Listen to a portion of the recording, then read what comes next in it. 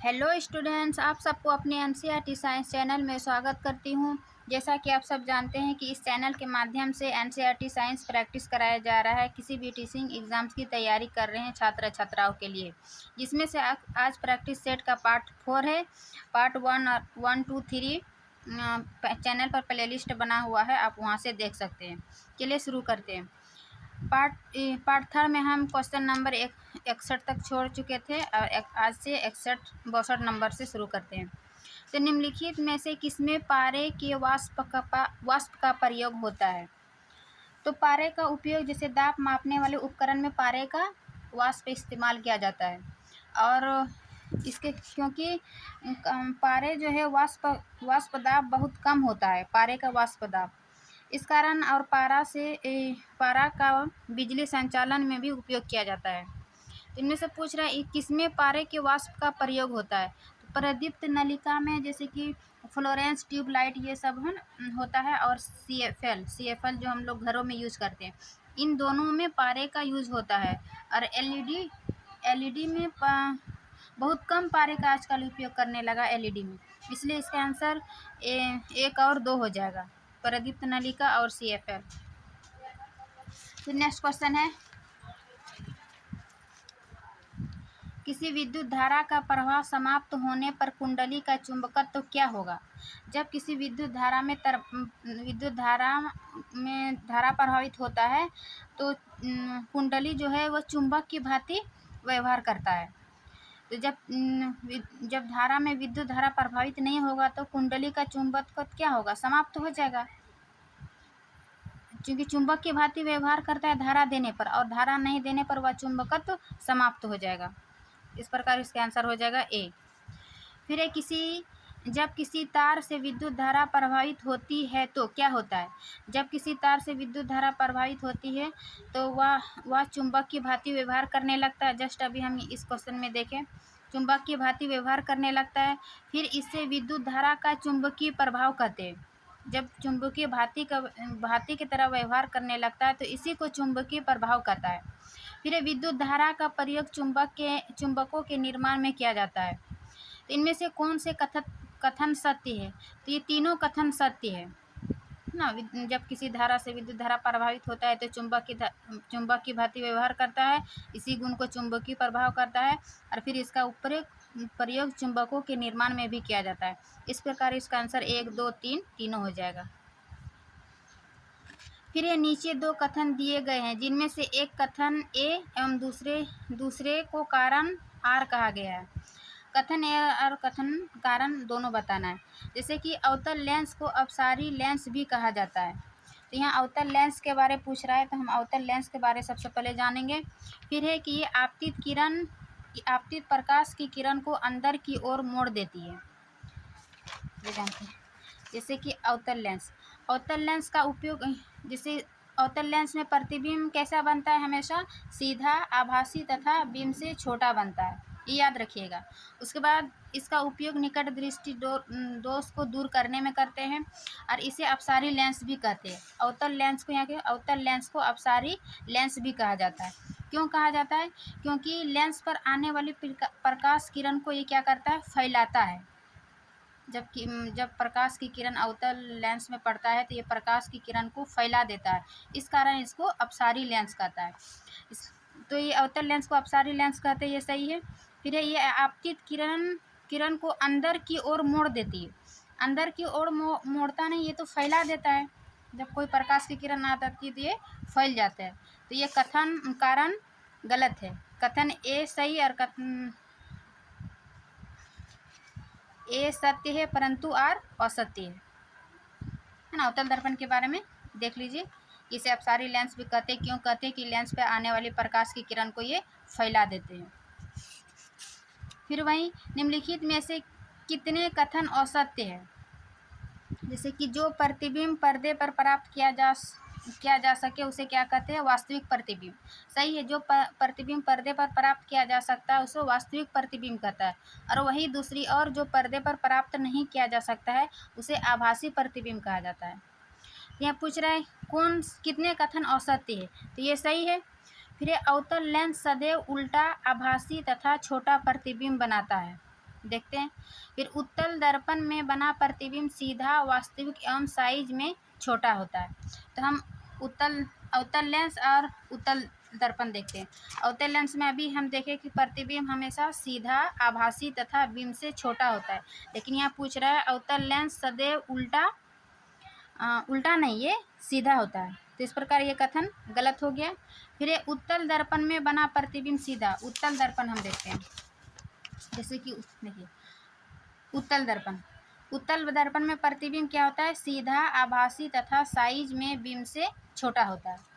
इस प्रकार यहाँ उत्तल दर्पण में प्रतिबिंब सीधा, वास्तविक नहीं आभासी, जहाँ वो सीधा बनता है वहाँ हमेशा आभासी प्रतिबिंब बनाता है एवं साइज में छोटा। तो इस प्रकार ये भी गलत है।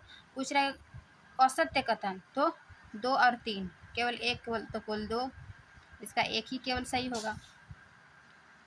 फिर है राम अपने प्रतिबिंब को समतल दर्पण में देख रहा है। दर्पण तथा उसके प्रतिबिंब के बीच की दूरी 6 मीटर है। यदि वह दर्पण की ओर 2 मीटर चलता है तो राम तथा प्रतिबिंब के बीच की दूरी होगी। तो क्लास 7 का प्रकाश चैप्टर का है। देखते हैं समतल दर्पण। समतल दर्पण में याद रखिएगा कि उसका प्रतिबिंब हमेशा सीधा, आभासी और बिंब के समान साइज के होते हैं और प्रतिबिंब दर्पण के पीछे उतनी ही दूरी पर बनता है जितनी कि दर्पण के सामने बिंब की दूरी होती। जैसे कि यहाँ पूछ रहा है कि राम प्रतिबिंब समतल दर्पण में देख रहा है और दर्पण तथा उसके प्रतिबिंब की बीच की दूरी 6 मीटर है। जैसे यहाँ दर्पण है, इस प्रतिबिंब और दर्पण के बीच की दूरी 6 मीटर है। यदि वह दर्पण की ओर 2 मीटर चलता है, यदि दर्पण की ओर ये 6 मीटर है, दर्पण की ओर 2 किलोमीटर चलता है तो 2 किलोमीटर पीछे हो जाएगा, यानी 4 हो जाएगा। तो राम तथा प्रतिबिंब की बीच की दूरी, यह बिंब पर राम का दूरी है 4 और उसका प्रतिबिंब की दूरी भी होगा 4, क्योंकि अभी देखें कि हम प्रतिबिंब की दर्पण के पीछे उतनी ही दूरी पर बनता है जितनी कि दर्पण के सामने बिंब की दूरी रखी जाती। बिंब की दूरी यदि 4 सेंटीमीटर है तो प्रतिबिंब की दूरी भी 4 मीटर होगा। तो इस प्रकार भी उसकी राम तथा प्रतिबिंब के बीच की दूरी 4 और 4 8 मीटर होगा। समझे समतल दर्पण का ये गुण। समतल दर्पण का गुण याद रखेगा, उत्तल दर्पण का गुण याद रखेगा। फिर अवतल दर्पण का, उत्तल लेंस का भी क्वेश्चन आएगा, बताएंगे। जैसे कि निम्नलिखित युग्म में से कौन सा युग्म सुमेलित नहीं है। उत्तल दर्पण आया, दर्पण याद रखिएगा, दर्पण का सारा गुण। उत्तल दर्पण जैसे अधिक क्षेत्र के दृश्य का प्रतिबिंब बना सकता है। उत्तल दर्पण का उपयोग कहाँ करते हैं, इसका प्रतिबिंब वास्तविक तथा उल्टा, आभासी, सीधा तथा उत्तल दर्पण सीधा, आभासी तथा साइज में बिंब से छोटा बनता है, इसलिए इसका अधिक क्षेत्र तक क्या करते हैं, अधिक क्षेत्र के दृश्य का प्रतिबिंब बनता है, क्योंकि वो छोटा प्रतिबिंब बनता है, इस कारण। फिर यह अवतल दर्पण दंत चिकित्सक द्वारा प्रयोग होता है। अवतल दर्पण में प्रतिबिंब क्या होता है, बड़ा दिखता है, इस कारण दंत चिकित्सक इसका उपयोग अवतल दर्पण करता है। फिर है उत्तल लेंस क्या है, आवर्धक लेंस की भांति प्रयोग करता है, ये भी सही है। कौन सा सुमेलित नहीं है, तो समतल दर्पण क्या होता है, सीधा तथा बिंब के साइज से छोटा नहीं है। अभी बताए कि समान बिंब के समान साइज का प्रतिबिंब बनता है, तो यही गलत हो जाएगा, बाकी 3 सही हो जाएगा। उत्तल लेंस वाला जान लीजिए। उत्तल लेंस प्रतिबिंब वास्तविक तथा उल्टा, आभासी, सीधा तथा बड़ा बनता है। और उत्तल लेंस का उपयोग दूरदृष्टि दोष को दूर करने में, इसे अपसारी लेंस भी कहते हैं, क्योंकि लेंस पर आने वाली प्रकाश किरण को एक ही जगह एकत्रित करते हैं। जैसे इस प्रकार लेंस की किरण को एक ही जगह इकट्ठा करता है, इसलिए इसको अभिसारी लेंस की भी कहते हैं। वहीं दूसरी ओर अवतल लेंस को अपसारी लेंस भी कहते हैं, क्योंकि वो फोकस दूरी को फैला देता था। इस प्रकार इसका आप लोग सारा गुण लिख के याद रख लीजिएगा।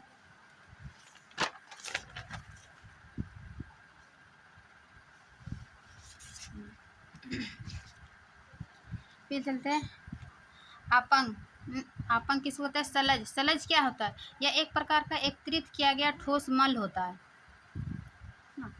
फिर एक खाद तथा उर्वरक के संबंध में निम्नलिखित कथनों पर विचार करें। खाद तथा उर्वरक में क्या अंतर है, उसने बताया। उर्वरक से मिट्टी का हुमस प्राप्त होता है, या फिर खाद एवं उर्वरक की तुलना में पादक पोषक अधिक होता है। तो उर्वरक से मिट्टी का हुमस प्राप्त नहीं होता है, खाद से होता है। और खाद में उर्वरक की तुलना में पादप पोषक अधिक नहीं होता है। यानी इनमें से दोनों कथन सत्य नहीं है, ना तो एक और ना तो दो। चलिए खाद और उर्वरक में हम अंतर जान लेते हैं। जैसे कि खाद और उर्वरक। उर्वरक क्या है? उर्वरक एक मानव निर्मित लवण है, और वही खाद एक प्राकृतिक पदार्थ है जो गोबर एवं पौधे के अवशेष के विघटन से प्राप्त होता है। फिर उर्वरक का उत्पादन फैक्ट्रियों में होता है और खाद खेतों में बनाई जा सकती है। फिर है उर्वरक। उर्वरक से मिट्टी को हुमस प्राप्त नहीं होता है, खाद से मिट्टी को हुमस प्रचुर मात्रा में प्राप्त होती है। फिर उर्वरक में पादप पोषक तत्व जैसे कि नाइट्रोजन, फास्फोरस तथा पोटेशियम प्रचुरता में होते हैं, और वही खाद में पादप पोषक तुलनात्मक रूप से कम होते हैं। तो इनमें से दोनों कथन गलत था, तो ना एक और ना दो होगा। फिर निम्नलिखित में से कौन सुमेलित नहीं है? पादप रोग दिया है और उसका सूक्ष्मजीव दिया है। जैसे कि नींबू कैंकर, यह एक बैक्टीरिया से होता है, जेंथोमोनास नामक बैक्टीरिया से। फिर गेहूं का रस्ट, ये भी फंगस डिजीज है। फिर भिंडी का पित्त रोग वायरस से होता है। इनमें से तीनों सही है। पूछ रहा है तो कौन सुमेलित नहीं है? उपरोक्त में से कोई नहीं, क्योंकि ये तीनों सुमेलित है, मतलब सही है तीनों। नींबू कैंकर बैक्टीरिया से, गेहूं का रस्ट फंगस से, भिंडी का पित्त वायरस से। फिर निम्नलिखित में से कौन सा सुमेलित नहीं है? मानव रोग और रोगजनक रोगकारक सूक्ष्मजीव। जैसे मलेरिया। मलेरिया किससे होता है? प्रोटोजोआ, इसका वाहक मच्छर होता है। फिर हेपेटाइटिस ए, ये भी वायरस से होता है। टाइफाइड, ये भी बैक्टीरिया से होता है, सैल्मोना टाइफी नामक बैक्टीरिया से। फिर खसरा, यह एक वायरस डिजीज है, बैक्टीरिया नहीं। तो इस प्रकार ये कौन सा सुमेलित नहीं है? तो ये खसरा सुमेलित नहीं है। फिर निम्नलिखित में से कौन एंटीबायोटिक नहीं है? एंटीबायोटिक नहीं है। एंटीबायोटिक क्या है? जैसे कि जब हम बीमार पड़ते हैं तो डॉक्टर हमें एंटीबायोटिक देता है। एंटीबायोटिक एक प्रकार का क्या है? जब जो हमें बीमारी पैदा करते हैं जिस सूक्ष्मजीव से, जैसे बैक्टीरिया, वायरस, उसको मारने अथवा उसको वृद्धि को रोकने के लिए हमें डॉक्टर एंटीबायोटिक दिया जाता है। तो इनमें से कौन सा नहीं है पूछ रहा है? तो एक स्ट्रेप्टोमाइसिन और टेट्रासाइक्लिन और एरिथ्रोमाइसिन, ये तीनों एंटीबायोटिक है। तो इसका आंसर हो जाएगा उपयुक्त में से कोई नहीं। ये तीनों याद रख लीजिएगा, एंटीबायोटिक है। फिर ये वैक्सीन, टीका किस प्रकार प्रतिरक्षा प्रदान करते हैं? मीन्स टीका जो हमारे शरीर में किस प्रकार काम करता है? तो टीका जो हमें बीमारी से लड़ने के लिए, ये एक प्रकार का निष्क्रिय सूक्ष्मजीव को स्वस्थ व्यक्ति के शरीर में डाला जाता है, ताकि जो हमारे शरीर में जब हमारे शरीर में जब सूक्ष्मजीव प्रवेश करते हैं तो उनसे लड़ने के लिए हमारे शरीर प्रतिरक्षा उत्पन्न करता है। और यह शरीर को याद रखता है कि जब हम शरीर में जब पुनः कोई रोगकारक सूक्ष्मजीव अंदर जाता है तो वो उसी कोशिकाओं के अनुसार लड़ने से प्रतिरक्षा उत्पन्न करने रोग को नष्ट कर देते हैं। इस प्रकार ये हमारे टीका क्या करता है? एक रोगजनक सूक्ष्मजीव मतलब हमारे शरीर में सदा के लिए प्रतिरक्षा बने रहता है। जो टीका पहले से दिया जाता है, जैसे हैजा, चेचक तथा हेपेटाइटिस, ये टीका उसी प्रकार के निष्क्रिय सूक्ष्मजीव को शरीर में प्रवेश कराया जाता है, ताकि हमारे शरीर में पहले से एंटीबायोटिक बना रहे, और जैसे वो हमारे शरीर में प्रवेश करे उसको उस प्रकार का वो मतलब प्रतिरक्षा उत्पन्न करता है। इसलिए निष्क्रिय सूक्ष्मजीव को शरीर में प्रविष्ट कराकर ये हमारे वैक्सीन इस प्रकार का कार्य करता है। फिर निम्नलिखित में से कौन खाद्य परिरक्षक नहीं है? तो खाद्य परिरक्षक नहीं है, जैसे कि हम लोग सामान्य नमक या फिर तेल का उपयोग जैसे अचार बनाते हैं उसमें डाला जाता है ताकि अचार खराब ना हो, तो ये भी एक क्या है? परिरक्षक है। और फिर चीनी और सोडियम मेटाबाइसल्फेट, इसका उपयोग जैम और फिर जैम स्लेस ये सब में करते हैं, जेली सैम में परिरक्षक के रूप में। लेकिन सोडियम बाइकार्बोनेट का उपयोग नहीं किया जाता है खाद्य परिरक्षक में। अगर ये तीनों यूज होता है और सोडियम बाइकार्बोनेट नहीं होता है। फिर है सूची, निम्नलिखित को सूची सही सुमेलित कीजिए। जैसे सूची 1, सूची 2। कोलतार प्राकृतिक गैस, कोक पेट्रोलियम। तो कोलतार से क्या होता है कि एक नेफ्थलीन की गोलियां कोलतार से प्राप्त की जाती है, 1 का 2। ठीक। फिर प्राकृतिक गैस क्या है? ये एक स्वच्छ ईंधन है जिसमें पेट्रोल, डीजल ये सब आ जाता है। फिर कोक से क्या है? कोक एक प्रकार का कार्बन का लगभग शुद्ध रूप है। फिर है पेट्रोलियम। पेट्रोलियम क्या है? एक प्राकृतिक गैस है। इस प्रकार इसका आंसर हो जाएगा 1 का 2, 1, 4, 3, ये सी नंबर। फिर आजकल प्रयोग में लाई जाने वाली माचिस की तीली की सिरे पर लगा होता है। माचिस की सिरे की तीली पर क्या लगा रहता है? पोटेशियम क्लोरेंट लगा रहता है। फिर कार्बन डाइऑक्साइड के विषय में औसत कथन को चुनिए। कार्बन डाइऑक्साइड क्या है? यह एक अति उत्तम अग्निशामक है, मीन्स इसको आग बुझाने में उपयोग किया जाता है। फिर ये उच्च दाब पर गैस के रूप में सिलेंडर में भरी जा सकती है? नहीं, ये उच्च दाब पर सिलेंडर में भरी नहीं जा सकती। यह ऑक्सीजन से भारी होता है, बिल्कुल सही। इसमें क्या पूछ रहा है? औसत कथन। यह ऑक्सीजन से भारी होता है, ये सही है। अग्निशामक के रूप में इसका उपयोग करते, ये भी सही है। फिर सोडियम कार्बोनेट से कार्बन डाइऑक्साइड गैस निकलती है जो आग बुझाती, ये भी सही है। इस औसत कथन बी हो जाएगा। फिर निम्नलिखित ईंधनों को ऊष्मीयमान के बढ़ते क्रम में व्यवस्थित कीजिए।